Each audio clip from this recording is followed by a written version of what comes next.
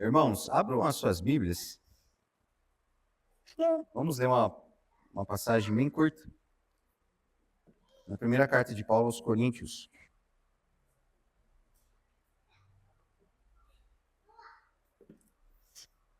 Vamos ler os versículos 1 ao 4. Deixe aberto aí, já que nós fazemos a leitura.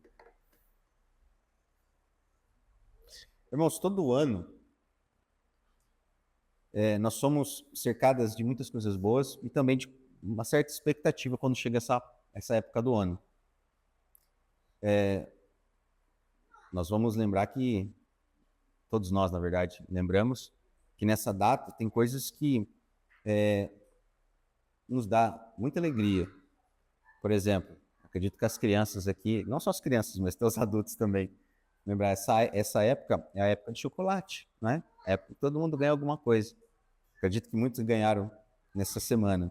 Também lembramos que nesse período do ano é um período de descanso, de folga, vamos dizer assim, da nossa correria do dia a dia e também de algo muito bom que é o encontro de familiares, pessoas que vêm distantes, daqueles que nós amamos, vêm nos visitar ou possivelmente também nós vamos e visitamos essas pessoas.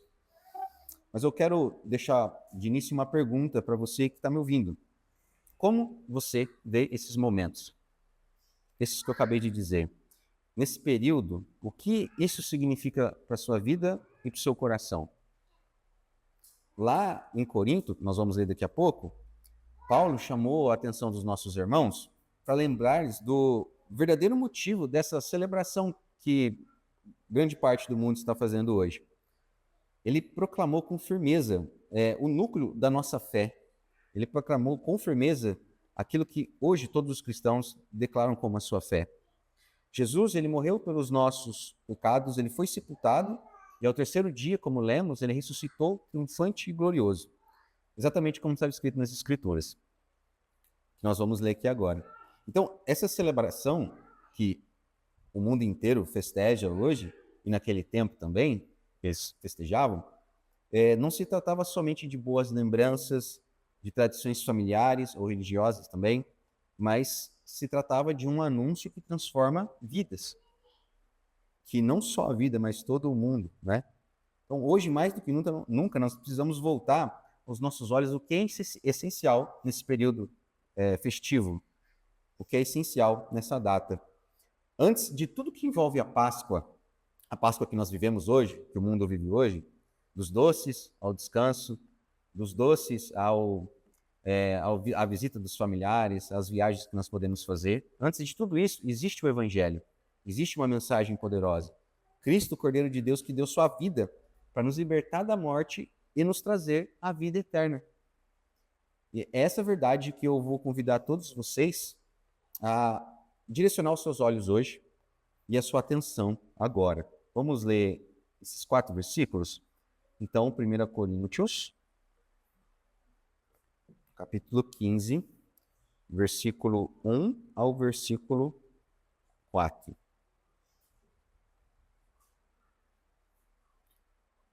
Se os irmãos acharam, farei a leitura. A minha que está na versão ARA, tá? Diz assim: Irmãos, venho lembrar-vos o evangelho que vos anunciei, o qual recebestes e no qual ainda perseverais. Por ele também sois salvos, se retiverdes a palavra tal como vô-la preguei, a menos que tenhais crido em vão. Antes de tudo, vos entreguei o que também recebi, que Cristo morreu pelos nossos pecados, segundo as Escrituras, e que foi sepultado e ressuscitou ao terceiro dia, segundo as Escrituras. Vamos orar rapidamente, irmão? Feche seus olhos, oremos ao Senhor. Pai, diante do Senhor, nós oramos, Senhor, e queremos te apresentar esse momento, Pai, onde lemos a Tua palavra e onde agora nós vamos ser expostos, Senhor, à Tua verdade, Pai. Te rogamos que o Senhor possa abençoar todos nós que aqui estamos ouvindo. Te rogamos, Senhor, te rogo, Pai, que Tu me abençoes também nesse momento para que eu possa pregar somente a verdade aos Teus filhos e que essa verdade, Pai, seja suficiente. E ela é suficiente, Pai, para, Senhor, abençoar a vida dos teus filhos, para que eles possam crescer em graça e mais confessar o Senhor como Salvador da vida deles, Pai. Te rogamos, Senhor, em favor dos que estão ouvindo, no sentido de atenção, que eles possam, Pai, refletir sobre tudo aquilo que nós vamos falar hoje, que tudo que nós formos falar aqui, Senhor, segundo a Tua palavra, Senhor, possa entrar no coração dos Teus filhos, e isso possa, Senhor, ser de bênção na vida deles, e que isso possa ser, Senhor, uma verdade diária nos seus dias durante essa semana, durante quanto eles viverem aqui na terra, quantos nós vivemos aqui na terra, Senhor. Que essa verdade possa, Senhor, ser expressada no nosso dia a dia, para a glória do Teu nome, Senhor. É isso que te rogamos em nome de Jesus. Amém.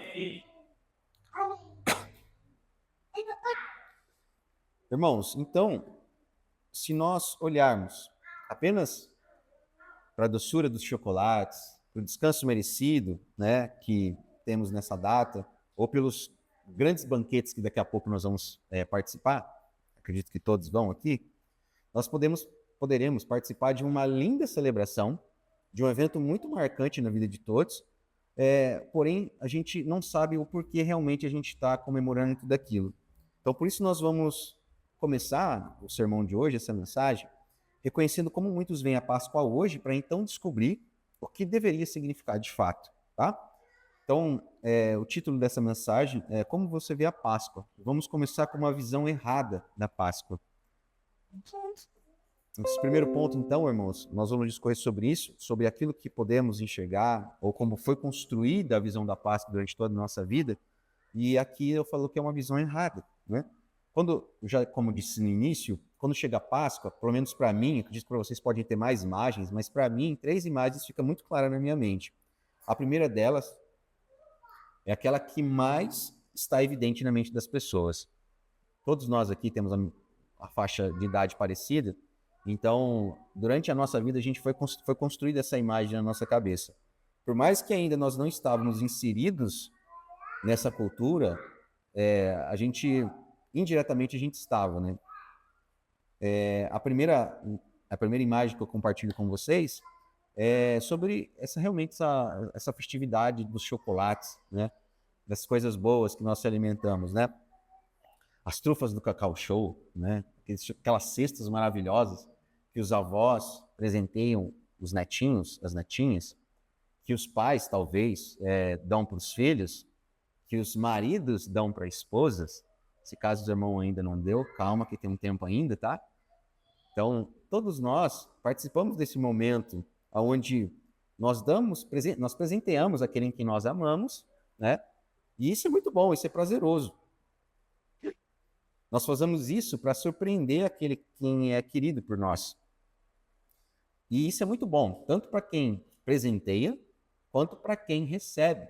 Eu acho que é mais gostoso para quem recebe, né? Mas todos nós gostamos desse momento.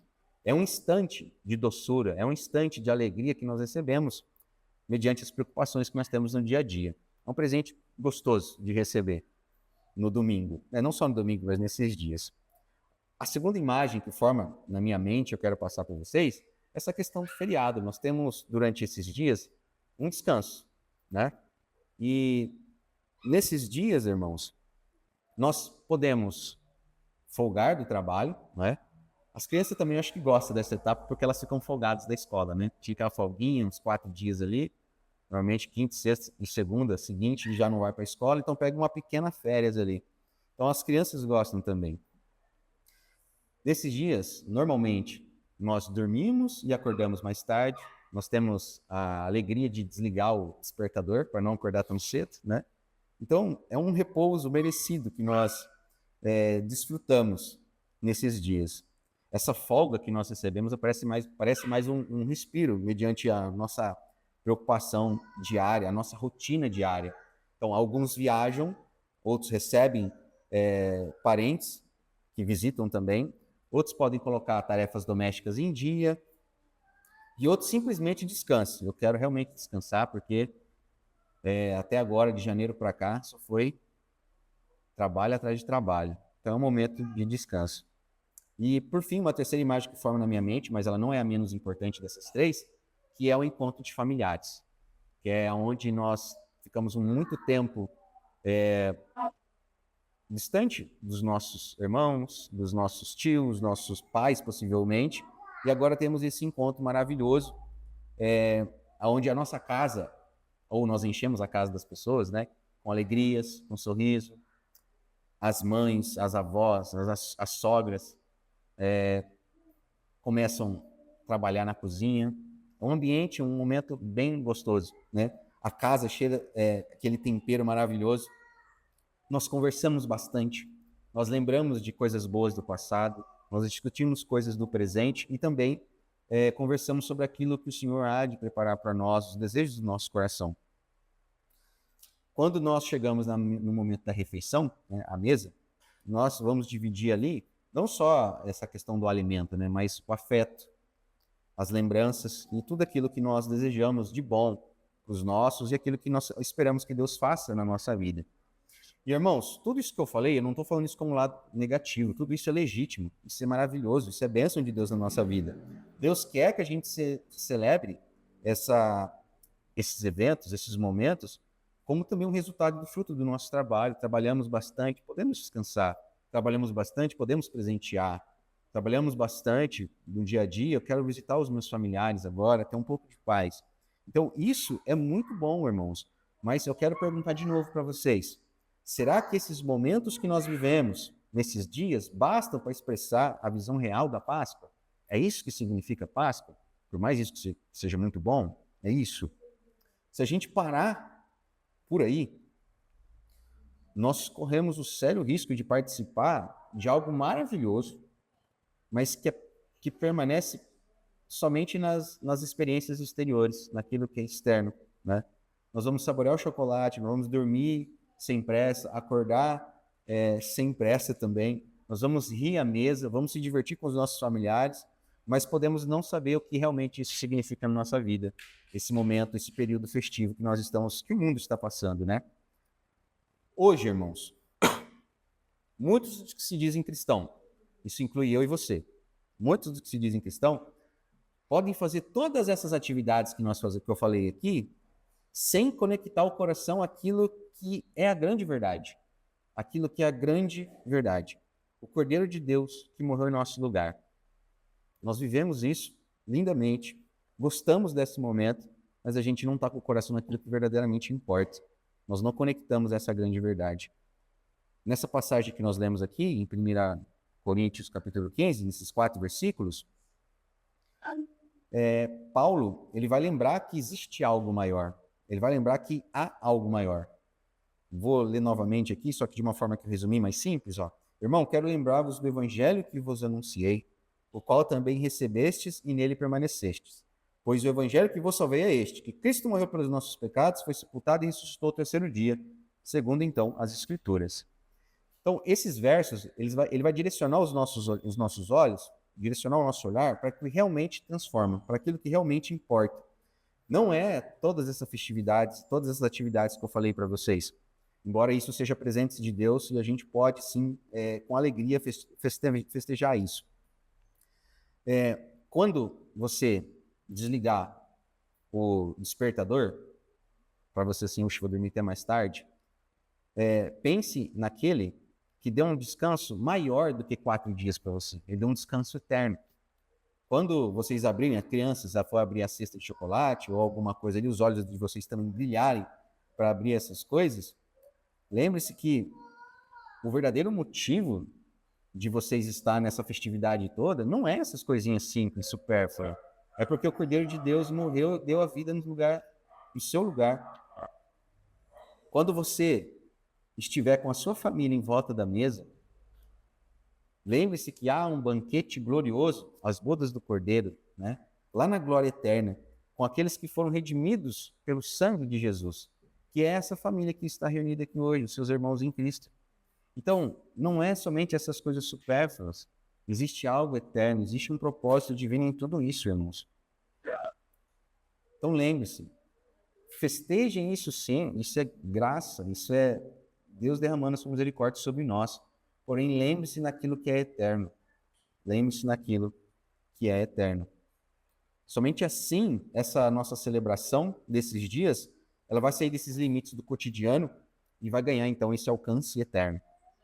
Mas, além dessa visão que pode ser visão errada, que é uma visão errada, na verdade, existem aqueles que vai olhar para essa data, essa festividade que nós estamos vivendo, apenas como um ritual, uma prática que acontece vazia. Nós repetimos, as pessoas repetem ações religiosas sem compreender o que realmente aconteceu lá no madeiro do Calvário. Então, como acabamos de ver uma visão errada sobre a Páscoa, agora vamos entender uma visão distorcida da Páscoa, uma visão vazia que nós vamos falar nesse momento. Muitas igrejas evangélicas, eu vou dizer igrejas evangélicas, tá? Eles vão celebrar esse período da Páscoa com alguns eventos, eu acho que vocês vão recordar aqui, recordar não, pelo menos vão conseguir lembrar de algumas coisas, de alguns eventos que vai reforçar a nossa identidade em Cristo. São coisas boas.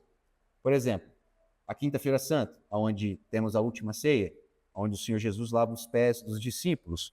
Nós temos também a Sexta-feira, que se fala Sexta-feira Santa, né? Onde nós vamos lembrar de Cristo quando ele entregou o seu corpo para ser esmagado lá na cruz do Calvário. O seu sangue foi derramado. E nesses dias tem cultos especiais, como nós falamos na igreja evangélica. Ao culto dessa quinta-feira, da ceia, da Sexta-feira Santa, exatamente. Aí nós temos, acho que a maior festividade no meio evangélico, que é no dia do Senhor, que é o domingo da Páscoa, onde nós celebramos e renovamos também essa esperança na vida que venceu a morte, o Senhor Jesus, né? Com a ressurreição dele também, declarando vitória sobre a morte. Então, todas essas festividades nesse meio evangélico, tudo isso edifica, tudo isso é bom, é importante. Faz a igreja unir em adoração e ajudar a comunidade, todos nós, a refletir um pouco mais sobre o Senhor, sobre a sua paixão, sobre esse momento onde nós temos a salvação em Cristo Jesus, pela morte dele na cruz.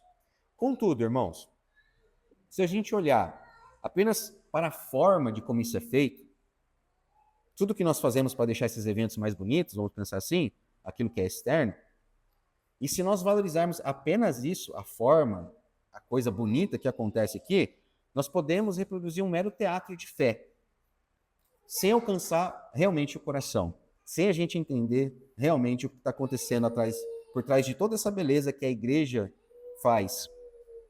No livro de Êxodo, lá em Israel, o povo de Israel aprendeu isso lá no livro de Êxodo, no capítulo 12. Eu vou pedir para que vocês abram lá. Êxodo, capítulo 12. Ali é onde a primeira Páscoa é instituída. Eu quero comentar 3 pontinhos rápidos com vocês ali. Êxodo 12, dos versículos 1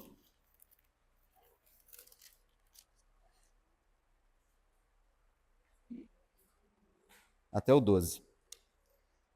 Acompanhe a leitura aí, irmãos. Vou ler para vocês aqui e assim a gente vai passar rapidamente sobre um ponto aqui.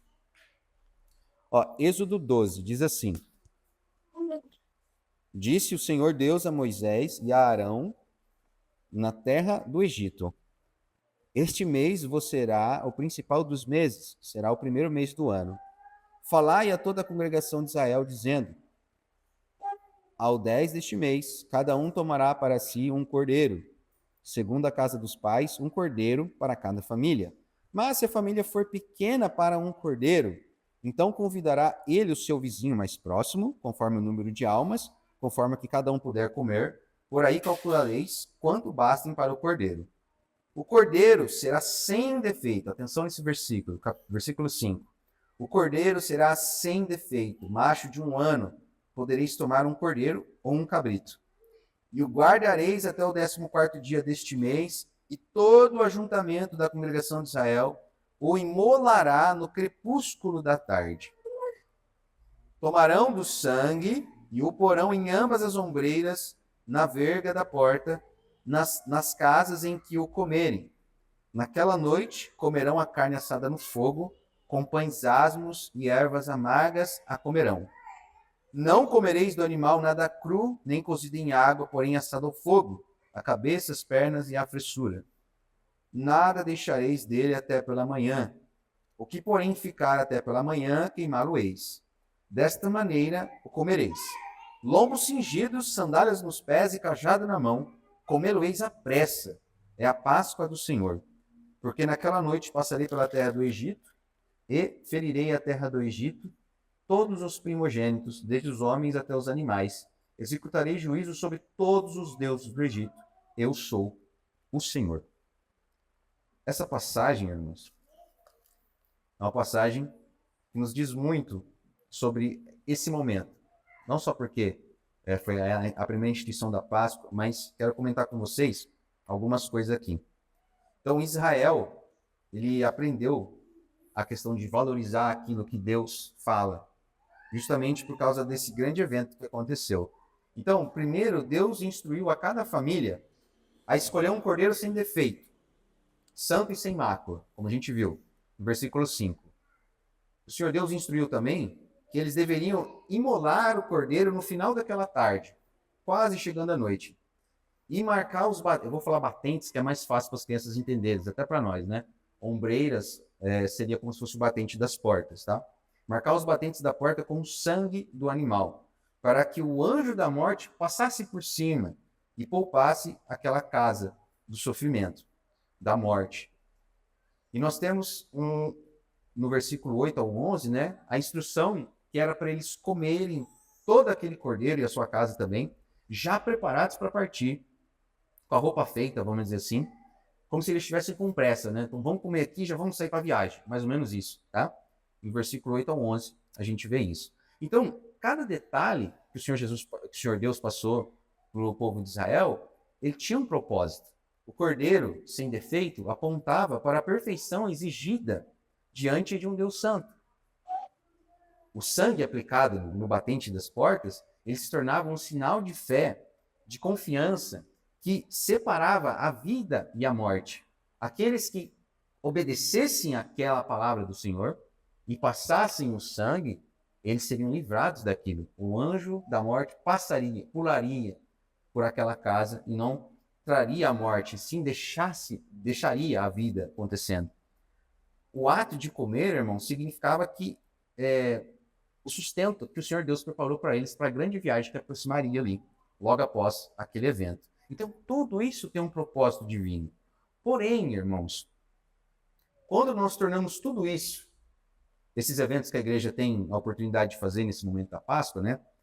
A própria celebração da Páscoa, o culto da Páscoa, no dia do Senhor, ou a ceia do Senhor, quando nós tornamos tudo isso apenas meras repetições, sem sentido, sem entender o que e o porquê, nós corremos o risco de reduzir isso a uma celebração de um ritual vazio, algo que realmente não tem sentido para nós estarmos participando. Eu faço algo porque é tradição, eu faço algo porque os meus pais fazem, eu faço algo porque, não sei, eu faço. Desde quando eu entendo, eu faço isso. Assim como os batentes da porta marcados lá em Israel com sangue, todo esse trabalho que a igreja faz nesses dias, que a igreja evangélica faz nesses dias, só funciona quando é movido pela fé, quando é movido pela confiança de que o nosso Deus é santo e ele não tolera o pecado. Isso é simbolizado no cordeiro perfeito, sem mancha, no cordeiro impecável. Nós entendemos que isso só funciona, todos esses rituais, todas essas coisas que nós fazemos nesses dias, e também aquilo que aconteceu em Israel, só funcionou porque eles confiavam que o sacrifício do cordeiro, o sangue daquele animal, era o único acesso à vida que eles tinham. E assim, o único acesso que nós temos à vida também. Então, a confiança, a fé no plano de Deus, nos propósitos divinos, nos tira da morte e nos dá a vida, irmãos. Isso é uma grande realidade. Então, assim como o povo hebreu creu naquelas orientações que Moisés deu, que Deus deu a ele, a Moisés para passar para os hebreus, assim também, irmãos, a palavra de Deus, nós que aqui estamos pregando, instrui também a crer naquilo que Deus falou. Aquilo que Deus deixou registrado nas Escrituras, assim como Paulo fala, que o Cordeiro Santo, ele deu a sua vida por nós, ele morreu, foi sepultado, mas ao terceiro dia foi ressuscitado, triunfante e glorioso. Então, quando a celebração da Páscoa, ou uma pregação expositiva, que nem nós fazemos aqui, essas pregações no dia do Senhor, elas ficam apenas bonitas, só apenas algo que aos nossos olhos, sem os olhos da fé, vamos dizer assim, são executadas dessa maneira, e elas não chegam na nossa alma, elas não têm realmente o poder transformador da fé, daquilo que nós precisamos. Então isso vai ficar apenas, e tem ficado, né, pelo menos na maioria das igrejas brasileiras, fica só a aparência de piedade, e não o poder do evangelho que transforma as vidas. Então, se vocês hoje, quando vocês chegarem na casa de vocês, vocês pegarem o Instagram de vocês, ou no Facebook, ou qualquer notícia, vocês vão ver muitas coisas relacionadas à Páscoa. Muitas coisas relacionadas a esse momento. Principalmente no Instagram, vai ver muitos vídeos. Mas aquilo lá, irmão, se não estiver com o coração, seu pensamento, naquilo que realmente é a verdade, isso não vai significar nada além de expressões vazias, expressões que não têm sentido para o verdadeiro cristão. O Cordeiro Pascal de Israel, que nós lemos no versículo 5, ele era um protótipo, vou falar usar essa palavra, um protótipo do Cordeiro definitivo que viria, que é quem? Jesus Cristo, nosso Senhor. Lá no Evangelho de João, no capítulo 1, no versículo 29, nós lemos o profeta João Batista, meu xará, falando assim. Ele olha assim, ó, ele vê o Senhor Jesus passando e dá um grito. Eis o Cordeiro de Deus que tira o pecado do mundo. Então, assim como o sangue do Cordeiro, lá em Êxodo 12, ele protegia Israel daquela noite, que foi uma noite sangrenta, uma noite de tristeza em todo o Egito, o sangue de Jesus Cristo, nosso Senhor, que foi derramado na cruz, ele nos liberta definitivamente do poder do pecado e da morte espiritual. Aquele mesmo sofrimento que muitos passaram naquela noite, mas que aqueles que não sofreram, eles creram naquilo que o Senhor Deus tinha dado a Moisés, também acontece para aqueles que hoje creem em Jesus Cristo. Aqueles que creem no Senhor como o Salvador das suas vidas, que foi derramado o seu sangue, esse sangue tem o poder de livrar você, todos nós, todo aquele que crê definitivamente no poder do pecado e dessa morte eterna, dessa morte espiritual. Então a confiança nessa verdade nos livra de uma visão distorcida sobre a Páscoa. Sim, nós vamos poder participar desses eventos. Hoje nós não fazemos muitas das coisas porque nós somos uma igreja ainda que está em crescimento. Mas, por exemplo, ontem eu tive uma alegria de ver algumas igrejas reformadas, como a igreja de Francisco Morato, celebrando uma coisa com as crianças bem bacana. Depois vocês pesquisem lá para vocês verem. Então, no futuro próximo, nós podemos fazer coisas assim também. Só que nada disso vai valer se a gente não tiver o coração naquilo que realmente importa, naquilo que realmente é verdadeiro, que é a obra de Cristo na cruz, o seu sangue derramado por nós. Então, nós vamos avançar agora mais profundamente nessa verdade, que é a visão, então, correta da Páscoa. Nós já vimos uma visão errada da Páscoa, colocando o coração que não tem nada a ver daquilo que Deus, por mais que sejam boas, mas que Deus requer para o seu povo. Acabamos de ver essa visão distorcida, que por mais que nós estamos no seio da igreja, se a gente não colocar o coração naquilo que é real, isso vai ser nada mais do que aparências. Então agora vamos ver então a visão real do que é a Páscoa. Então chegamos ao coração da Páscoa, o cerne, né? Não basta então todos os cristãos lembrar do Cordeiro lá de Êxodo 12. Nós precisamos olhar para o Cordeiro de Deus, assim como João Batista fez, que tomou o lugar daquele Cordeiro e consumiu então, consumou na verdade, o sacrifício pela nossa salvação. Então quando Jesus, ele ouviu, vamos dizer assim, também todos nós, João Batista falando, eis o Cordeiro de Deus que tira o pecado do mundo, essa palavra simples, essa afirmação simples, ela aplica tudo que nós lemos em Êxodo 12. Não somos nós que protegemos a porta com sangue de animais, lá em Êxodo 12. Mas é Jesus, é Ele quem, ao derramar o seu próprio sangue, nos livrou da morte eterna. Então façam essa comparação de Êxodo 12 com a nossa realidade hoje. Aquilo que Deus fez, que salvou o povo, que creu nele, e aquilo que Deus faz para aqueles que crerem nele também, através do sangue de Jesus. Então, assim como Israel, onde somente a casa marcada pelo sangue recebeu a libertação, hoje aquele que crê em Jesus, no seu sacrifício, no seu sangue derramado na cruz, esse recebe a vida eterna. Ao crermos então nessa realidade, nessa verdade tão gloriosa, Nós não apenas vamos celebrar aquele evento de Êxodo 12, como o povo de Israel faz. Nós não vamos celebrar um evento do passado.